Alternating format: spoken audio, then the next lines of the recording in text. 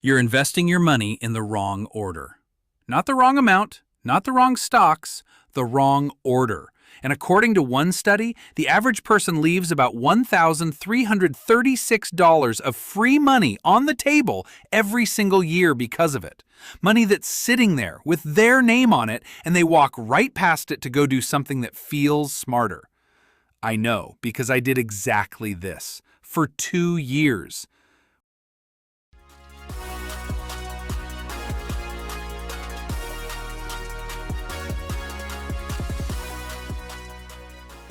When I was 26, I opened a Roth IRA. I just finished reading a couple of investing books, I felt unstoppable, and I put $4,000 into an index fund. I remember screenshotting the account and sending it to my brother like I'd just bought a building. Here's what I conveniently ignored while doing my victory lap. I was carrying $6,200 on a credit card at 24% interest. Do the math with me. My index fund made about 8% that year, roughly $320. My credit card charged me about $1,400 in interest over the same stretch. I was investing, and I was down over $1,000 for the privilege. I had built a machine that lit a $100 bill on fire every month, and I was proud of it. That's when it clicked for me. The order you do things in matters more than the things themselves. Same dollars, same effort, wildly different outcome. So this video is the exact sequence I use now. 7 steps. And I'll tell you right up front, the step almost everyone gets wrong isn't the debt one. It's a boring account most people don't even know is an investing account. We'll get there. Step 1, before anything else. If your job offers a 401k match, take every penny of it. This is the only place in your entire financial life where you get an instant, guaranteed 50 to 100% return. Your employer says, put in $1, we'll put in 50 cents or $1. And about 1 in 5 people say, no thanks.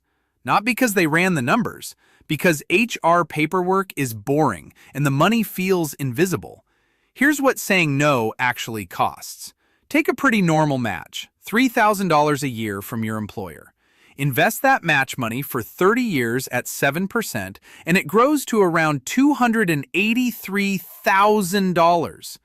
Now, that assumes you stay at jobs with a match and never cash it out early, which, fine, real life is messier than a spreadsheet. But even if you only capture half of that, you skipped 6 figures for the cost of one form. And notice the match beats paying off debt. That surprises people.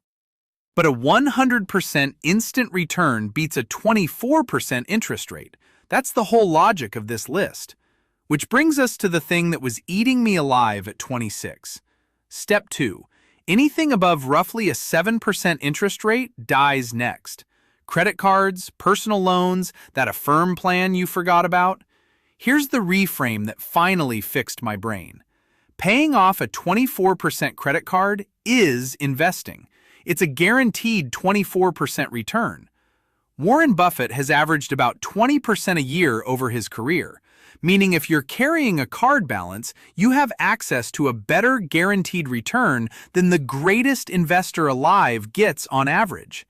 And people skip it to buy stocks. I skipped it to buy stocks. The method I actually used, and the one I tell every friend who calls me about this, line the debts up by interest rate, pay minimums on everything, and throw every spare dollar at the ugliest rate first. Mathematically, it's unbeatable. Although, honest moment, I'll admit the math isn't everything here.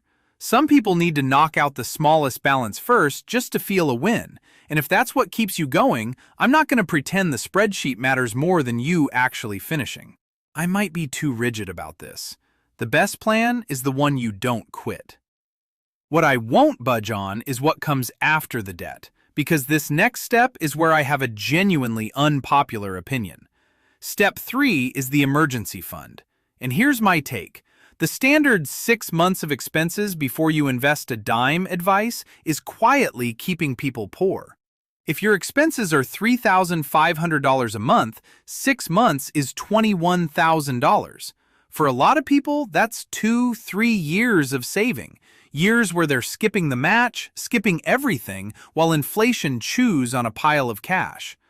I think that's insane. And yes, someone's gonna argue with me about it, and I'm ready. What I do instead? 1 month of expenses in a high-yield savings account, Ally, Marcus, whatever pays around 4%, before attacking debt. That's the My Car Broke fund. Then, after the expensive debt is dead, I build it to 3 to 6 months depending on how stable the paycheck is. Freelancer? 6.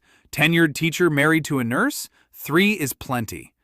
The fund isn't an investment. It's the thing that stops you from selling your investments at the worst possible moment. That's its whole job. Okay, now the account I teased at the start, the boring one that's secretly the best investing account in America. Step 4. The HSA.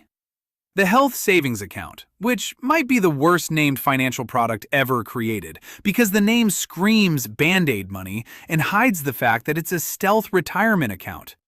If you're on a high-deductible health plan, the HSA is the only account in the entire U.S. tax code that's triple tax advantaged. Money goes in untaxed, it grows untaxed, and it comes out untaxed for medical expenses. The 401k gives you 2 of those 3. The Roth gives you 2. The HSA gives you all 3, and most people use it like a debit card for cough drops. The move I use? Contribute, invest the balance inside the account. Most providers let you once you're past a small cash minimum, pay small medical bills out of pocket, and let it compound for decades. You will have medical expenses at 65. Everyone does. This is prepaying them with untaxed gains. For 2026, you can put in a few thousand a year as an individual, more for families. Not life-changing money per year. Genuinely life-changing after 25 years of compounding. We're now past the halfway point, so let me hit you with a thing that reframes everything left on this list. From here on, the order stops being about math and starts being about protecting your money from the person most likely to steal it. You. Step 5. The Roth IRA. Post-tax money goes in, and every dollar of growth comes out tax-free in retirement. If you're young and your tax rate is low, this is the deal of a lifetime. You're paying taxes at today's small rate to never pay them on decades of gains. I fill mine every January with a boring target date index fund at Fidelity, and it takes 11 minutes.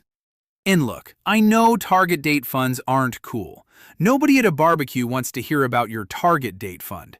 That's kind of the point. The people at the barbecue talking about their exciting portfolio are usually down 40% on something they heard about in a group chat. Step 6. Go back to the 401k and push past the match, as far toward the annual max as your budget allows.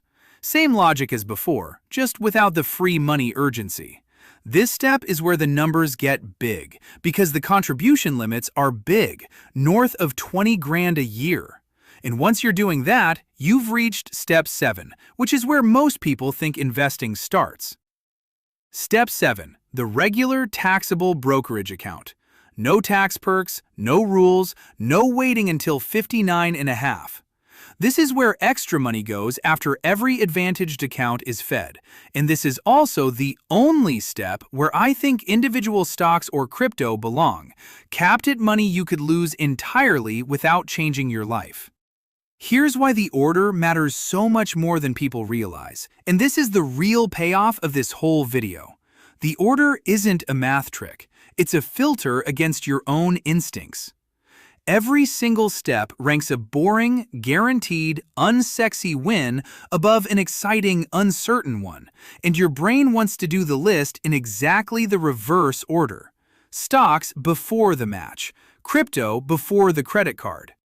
I know, because reversed is precisely how I did it at 26. The people who end up wealthy from normal salaries aren't the ones who found better investments. They're the ones who did ordinary things in the correct sequence, and then, this is the part nobody says, automated it so they never had to remake the decision. Set the 401k percentage once. Auto-transfer to the Roth once. The order only requires discipline on one single day. After that, it runs without you, which is the only version of discipline that survives contact with real life. That $6,200 credit card took me 14 months to kill once I finally did it in the right order. The Roth I was so proud of? It's fine. But the thing that actually changed my trajectory was one afternoon fixing the sequence and grabbing a match that, left alone for a career, is worth around $283,000. Same dollars, same income, different order. So here's what I want to know. Which step are you on right now, 1 through 7, and which one have you been skipping? I'll go first. I skipped steps 1 and 2 for 2 full years because a brokerage app felt cooler than HR paperwork. Your turn in the comments. If this saved you from a mistake I already made for you, subscribe. Next video, I'm covering exactly what to buy inside these accounts because an empty Roth IRA earns nothing.